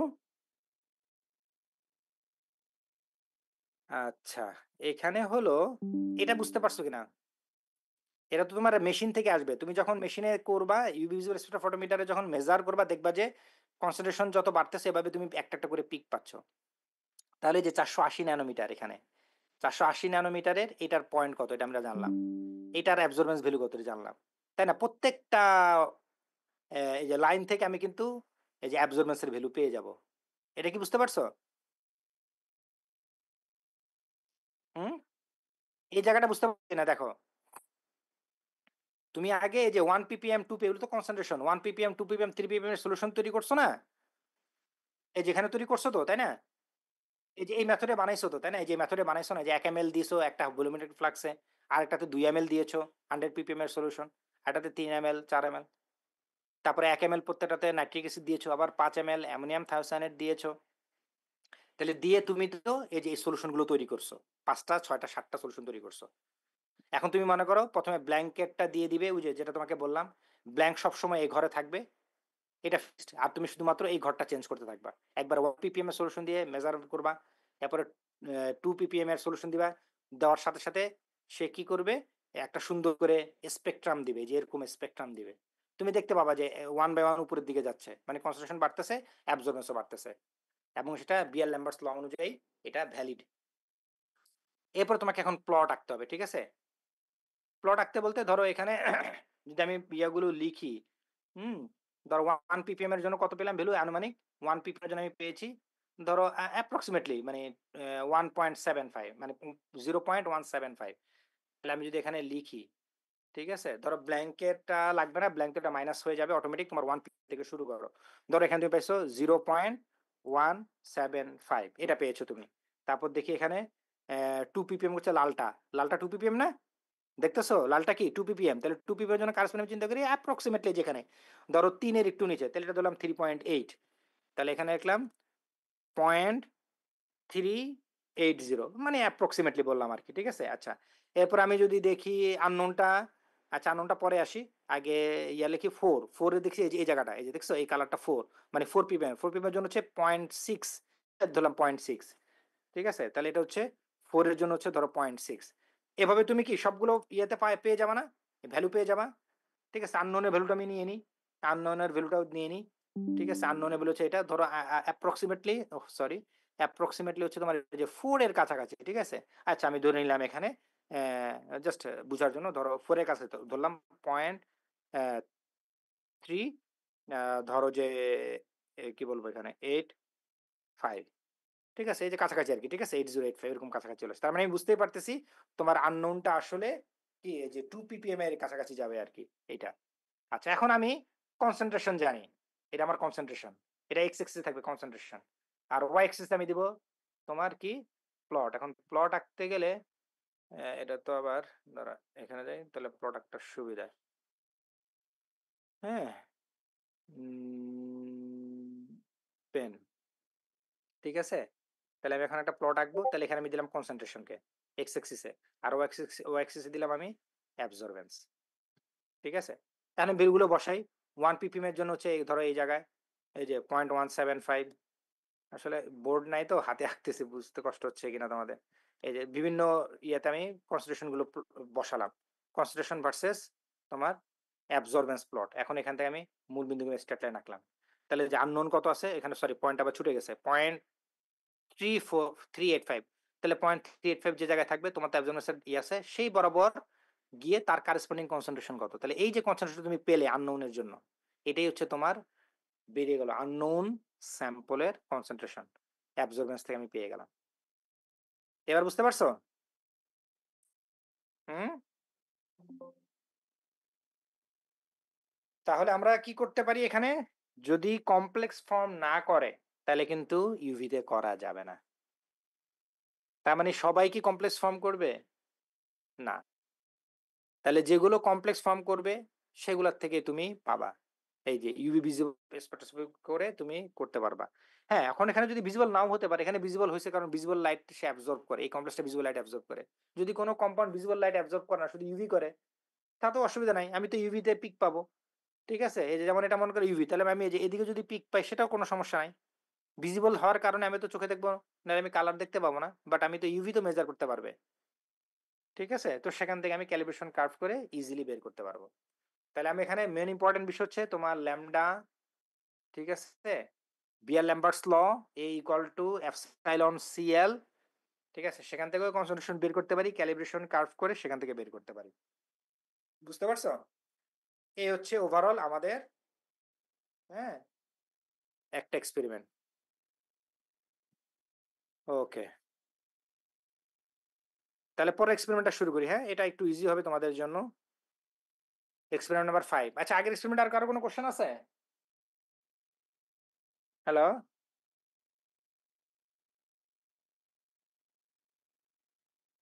No sir. আচ্ছা তাহলে এক্সপেরিমেন্ট 5টা কি দেখো তো। এটা তোমার অ্যাসিড বেস টাইট্রেশন আগে করছো, সেটারই একটা পিএইচ মেট্রিক মেথড, মানে পিএইচ মিটার থাকবে। আমরা জানি অ্যাসিড আর বেস যদি রিঅ্যাকশন করে তাদের পিএইচ চেঞ্জ হয়, ঠিক আছে? তো আমরা সেই পিএইচ মিটার দিয়ে আমরা পিএইচ কে মেজার করব। আমরা জানি পিএইচ এর সূত্র জানি আমরা, pH equal to minus logarithm of হাইড্রোজেনের কনসেন্ট্রেশন। এখন আমি যদি আমার এই সিস্টেমে কোনোভাবে হাইড্রোজেন আয়নকে মেজার করার কোনো সিস্টেম আমি তৈরি করতে পারি, কি পরিমাণ হাইড্রোজেন আয়নের চেঞ্জ হচ্ছে সেটা এই ইনস্ট্রুমেন্ট মেজার করে তোমাকে ডিজিটাল একটা ভ্যালু বলে দিবে, পিএইচ ভ্যালু। কি কথা কি বুঝতে পারতেছো?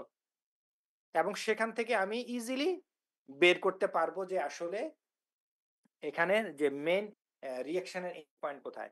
তারপরে এটার সুবিধা হচ্ছে আমি কোনো ইন্ডিকেটর এখানে আমার কাজে লাগবে না, কারণ আমি পিএইচ চেঞ্জ করতে থাকবো। যেমন HCl এবং সোডিয়াম হাইড্রোক্সাইডের বিক্রিয়া আমি চিন্তা যদি করি, ঠিক আছে, ঠিক আছে, এটা যদি আমি চিন্তা করি, যেমন আমি তোমাকে সিম্পল এখান থেকে বলতে চাই, এই যে দেখো এটা হচ্ছে সিম্পল একটা ব্যাকগ্রাউন্ড, পিএইচ মেট্রিক টাইট্রেশনের ব্যাকগ্রাউন্ড। এটা একটা পিএইচ মিটার, পিএইচ মিটারের বর্ণনা পরে দিচ্ছি তোমাদেরকে। ধর এখানে HCl আছে, যদি HCl থাকে শুরুতে পিএইচ কেমন হওয়ার কথা, আমি যদি একটা কনসেন্ট্রেশন চিন্তা করি, ধরো 0.1 মোলার কনসেন্ট্রেশনের জন্য পিএইচ কেমন হওয়ার কথা, অ্যাবাউট জিরোর কাছাকাছি, তাই না, log 1 অ্যাবাউট জিরোর কাছাকাছি, তাই না? তো দেখবা যে আমি যখন এই হাইড্রোগ্লিসি দিয়ে আমি যখন পিএইচ মিটারের এটাকে বলে পিএইচ ইলেকট্রোড, ঠিক আছে, এগুলি বর্ণনা আমি তোমাদেরকে পরে দিচ্ছি, পিএইচ মিটার কেমন, ইলেকট্রোড গুলো কেমন। ধর আমি এখানে একটা ইলেকট্রোড দিলাম, সে পিএইচ মেজার করলো। এখানে একটা সিস্টেম থাকবে, মেশিনের মধ্যে অটোমেটিক ক্যালিব্রেশন করা থাকবে। এখানে যে তোমার হাইড্রোজেনের ঘনমাত্রা থাকবে, সে ঘনমাত্রার উপর বেস করে এখানে কিভাবে আসছে আমি পরে বলতেছি, সেখান থেকে তুমি পিএইচটা জানতে পারলা। তো তুমি কি করলা, সে পিএইচ এর অ্যাগেনস্টে তুমি প্লট করলা, যে প্রথমে যখন জিরো কোনো শুধু পিওর HCl ছিল তখন একটা পিএইচ এর মান আছে, আমি এখান থেকে সোডিয়াম হাইড্রোক্সাইড অ্যাড করব, তাহলে অ্যাড করলে কিছু পরিমাণ HCl বিক্রিয়া করে ভ্যানিশ হয়ে যাবে, তার মানে HCl এর পরিমাণ, হাইড্রোজেনের পরিমাণ কমে যাবে। হাইড্রোজেনের পরিমাণ যদি কমে যায় তাহলে কি পিএইচ এর মান বাড়তে থাকবে। এভাবে করতে করতে আমি যখন বাড়াচ্ছি মনে করো প্রায় 100 ml পর্যন্ত দিয়ে দিচ্ছি, দেখার পর দেখা যাচ্ছে যে এটা ঠাস করে একটা ইনফ্লেকশন পয়েন্ট পাওয়া যাচ্ছে, এই যে এটা। তাহলে এটা হচ্ছে তোমার কি, যে পিএইচ 7, দেখো যেহেতু স্ট্রং অ্যাসিড স্ট্রং বেজ, আমরা জানি স্ট্রং অ্যাসিড স্ট্রং বেজের জন্য মিডিয়ামের পিএইচ থাকবে, নিউট্রাল পয়েন্টের পিএইচ হচ্ছে 7। যদি 7 তৈরি হয় তাহলে 7 বরাবর যত আসতেছে এই যে 100 ml, তার মানে 100 ml হচ্ছে তোমার রিকোয়ার্ড ভলিউম। কথা কি বুঝতে পারছো?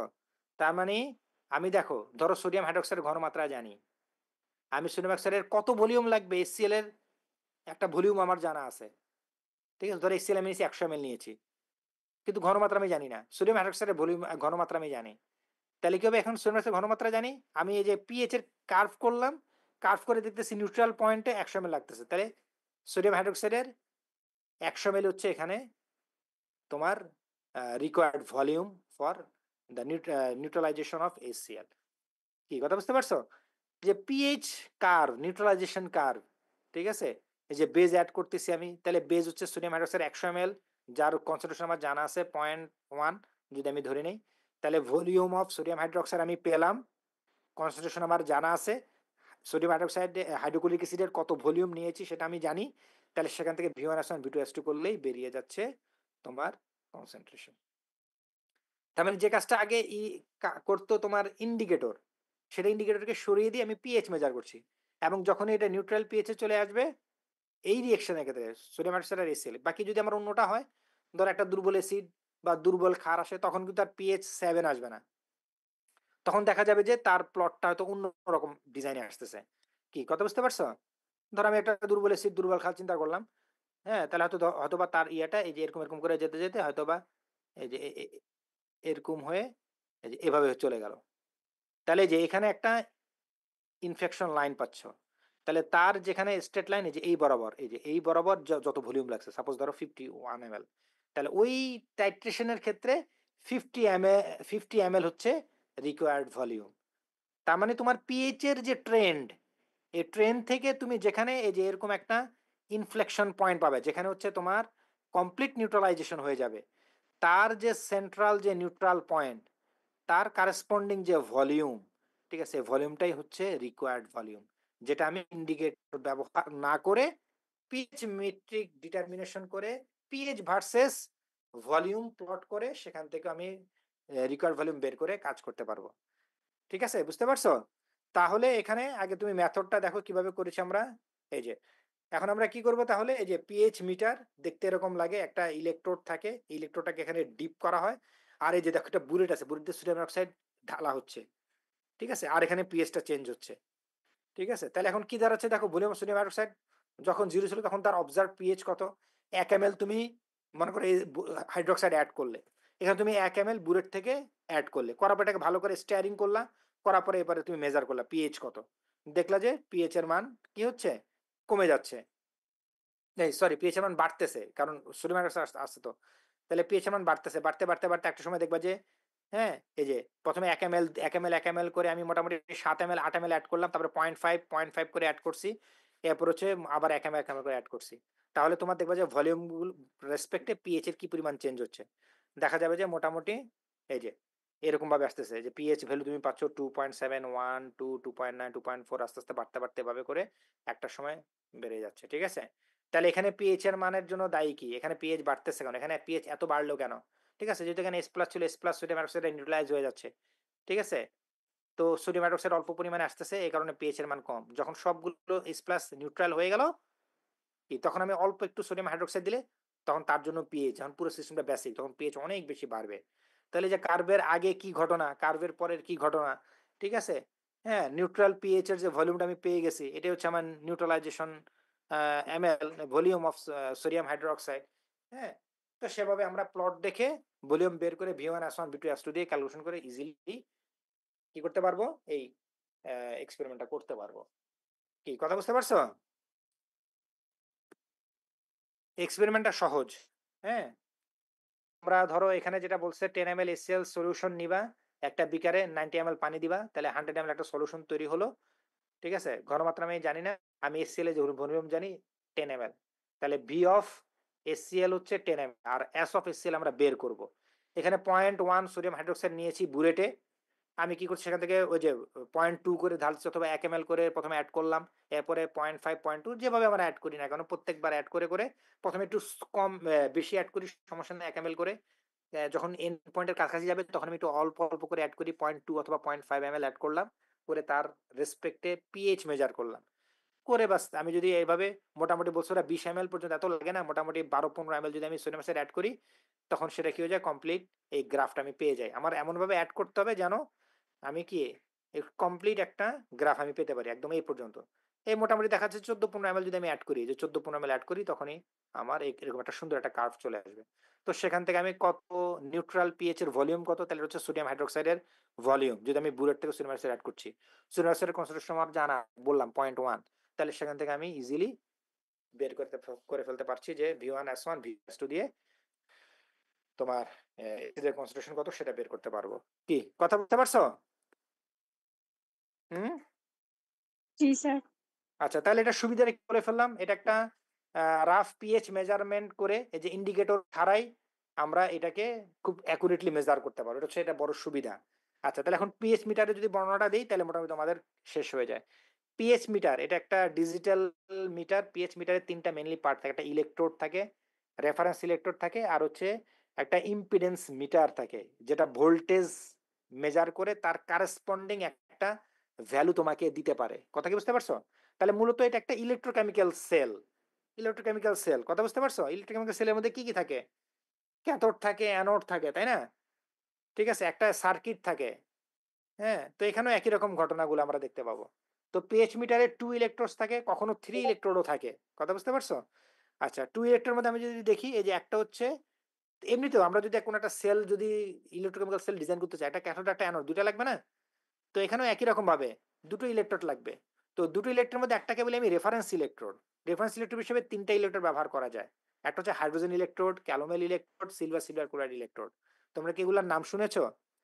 Reference electrode? জি স্যার। হ্যাঁ, ইলেকট্রোকেমিস্ট্রি ছিল না তোমাদের? বা স্যার এইচএসসি তে ছিল। এইচএসসি তে ছিল, হ্যাঁ। তার মানে ইলেকট্রোড গুলোর মধ্যে কিছু আছে রেফারেন্স ইলেকট্রোড, এগুলো আমরা ডিরেক্টলি ব্যবহার করি। আরেকটা ইলেকট্রোড যেটা থাকে, এই রেফারেন্স ইলেকট্রোডের সাপেক্ষে আরেকটা ইলেকট্রোডের পটেনশিয়াল মেজার করা হয়।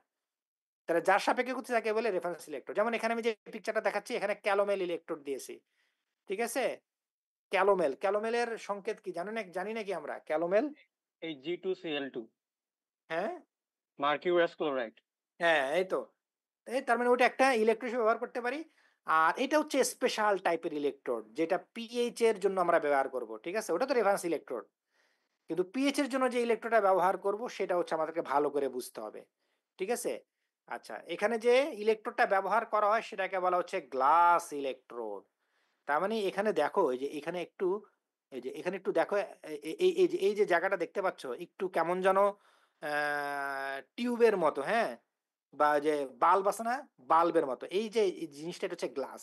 এই গ্লাসটা এমনভাবে ডিজাইন করা থাকে যে গ্লাসটা হচ্ছে তোমার হাইড্রোজেন আয়নের সেন্সিটিভ, তার মানে তোমার সিস্টেমের মধ্যে হাইড্রোজেন আয়ন যদি থাকে তাহলে সে এটাকে মেজার করতে পারবে। এই জন্য এটাকে বলা হচ্ছে হাইড্রোজেন আয়ন সিলেক্টিভ ইলেকট্রোডও বলা হয়। কি বলা হয়? Hydrogen ion selective electrode. কি কথা বুঝতে পারছো? এই কথা বুঝতেছো? জি স্যার। স্যার আচ্ছা, আর একটু ভালো করে এই যে এখানে দেখলে আর একটু ক্লিয়ার বোঝা যাচ্ছে, ঠিক আছে?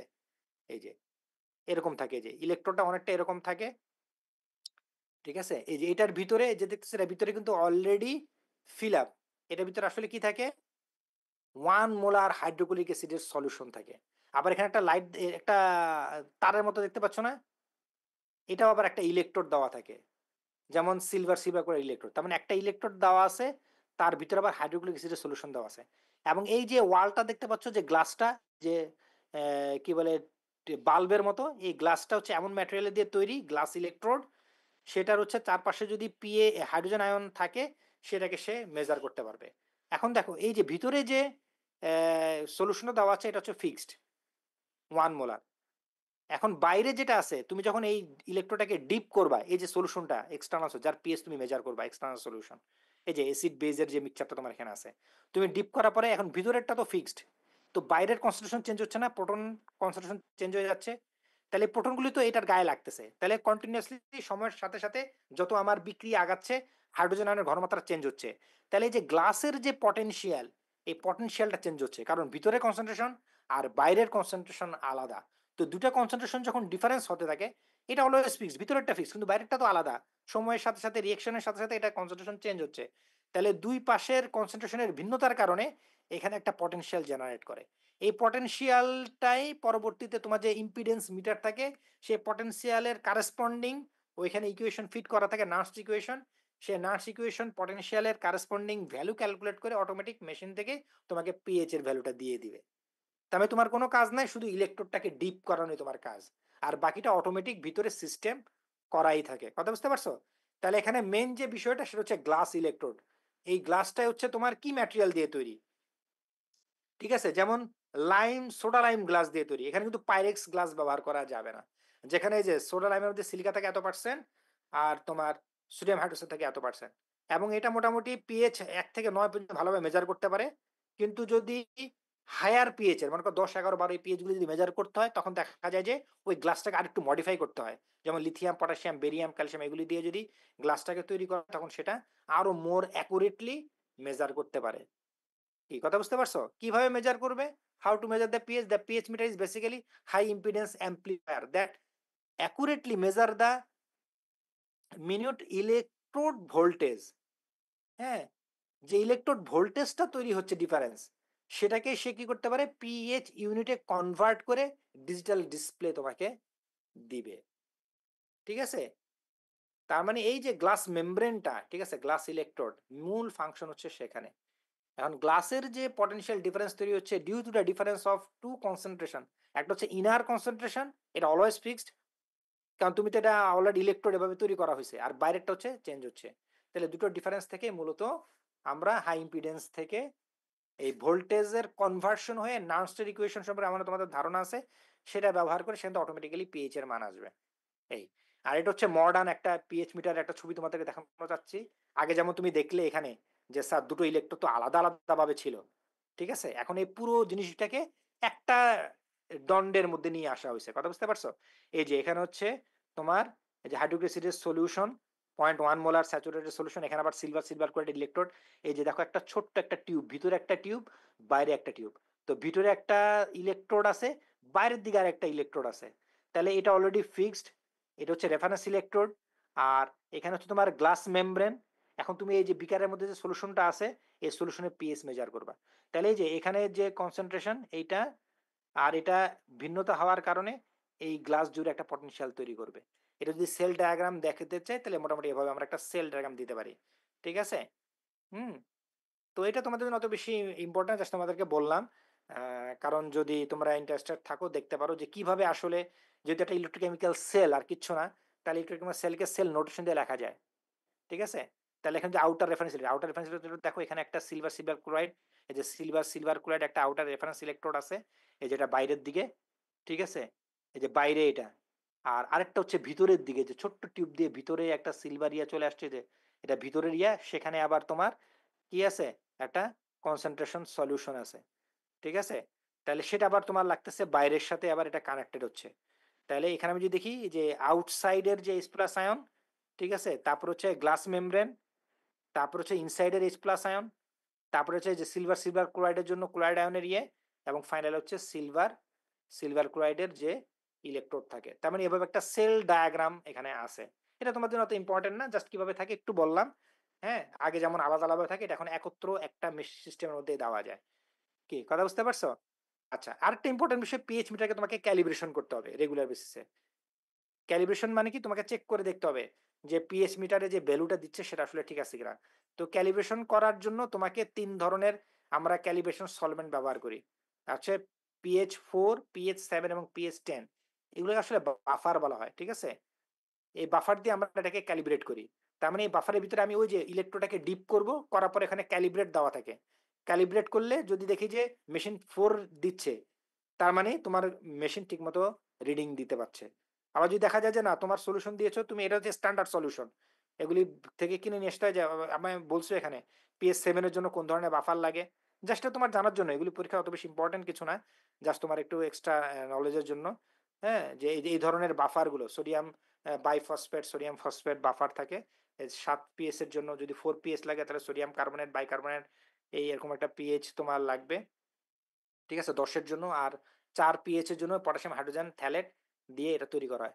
এগুলি কিনতে পাওয়া যায়, ঠিক আছে। এই সলিউশনগুলো দিয়ে আমি ইলেকট্রোডকে ডিপ করে দেখি মেশিন কত দিচ্ছে। ফর এক্সাম্পল আমি 4 pH এর বাফার দিলাম, দেওয়ার পর আমি যখন ওটাকে ডিপ করলাম, ডিপ করে দেখতেছি যে ওটার পিএইচ কত, দেখলাম যে যদি হয় 3.8, তখন ক্যালিব্রেট যদি প্রেস করে আমি, তখন ওইটা নিজে নিজে অটোমেটিক্যালি ক্যালিব্রেট হয়ে সে এই সলিউশনটার রেসপেক্টে সে বুঝতে পারবে এটা হচ্ছে আমার 4 pH এর একটা সলিউশন ছিল। এরপরে তুমি এটাকে দিয়ে তুমি তোমার স্যাম্পল মেজার করতে পারবা, ঠিক আছে। এই হচ্ছে মোটামুটি তোমার এই এক্সপেরিমেন্টটা। তুমি বিভিন্ন সলিউশন, একটা সলিউশনেরই বিভিন্ন টাইট্রেশনের করতে থাকবা, সোডিয়াম হাইড্রোক্সাইড অ্যাড করতে থাকবা, করতে করতে এটার পিএইচ এর কি পরিমাণ চেঞ্জ হয় সেটাকে পিএইচ মিটার দিয়ে মেজার করবা, করে এটাও একটা ক্যালিব্রেশন কার্ভের মতোই, বা এটাকে আমি বলবো neutralisation curve, pH neutralisation curve draw করে সেখান থেকে এন্ড পয়েন্ট কত সেটা বের করতে হবে। তোমাদের পরীক্ষা এরকম থাকতে পারে, বিভিন্ন অ্যাসিড মিক্সচার দিয়ে দিব, দিয়ে বলবো যে এইটার এগেইনস্টে তুমি পিএইচ কার্ভ ড্র করো, সেখান থেকে কিভাবে তুমি এই যে নিউট্রালাইজেশন ভলিউম বের করবা, করে কনসেন্ট্রেশন বের করো। এগুলো তোমার কুইজের জন্য ইম্পর্টেন্ট। কনসেপ্টগুলো তোমার খুবই সহজ, ঠিক আছে। ইউভির থেকে এটার কনসেপ্ট অনেক ইজিয়ার। আর পিএইচ ইলেকট্রোডটা তোমাদের ভালো করে জানতে হবে, ইলেকট্রোডটা কিভাবে কাজ করে, এই ইলেকট্রোডের ভিতরে কি আছে। হ্যাঁ, দুইটা রেফারেন্স ইলেকট্রোড আছে। হ্যাঁ, আর হচ্ছে তোমার যে গ্লাস মেমব্রেন আছে, তার ভিতরে হাইড্রোক্লোরিক অ্যাসিডের সলিউশন দেওয়া আছে। তাহলে এটা হচ্ছে ইন্টারনাল ফিক্সড সলিউশন, বাইরের সলিউশনের সাথে তার যে কনসেন্ট্রেশনের ডিফারেন্স, সেখান থেকে যে পটেনশিয়াল ডিফারেন্স হয়, সেই ডিফারেন্সের কারেসপন্ডিং নার্সের ইকুয়েশন ব্যবহার করে ডিরেক্টলি এখান থেকে পিএইচ এর ভ্যালু আসতেছে। কি বুঝতে পারছো? জি স্যার। কারো কোনো কোশ্চেন আছে? স্যার আচ্ছা, যদি না থাকে তাহলে আমি শেষ করব, এদিকে নামাজের সময় হয়ে গেছে, নামাজে যাব। আল্লাহ, কেটে দিলাম, ইয়ে করতে গিয়ে দেরি হয়ে গেল। হাই হাই রে।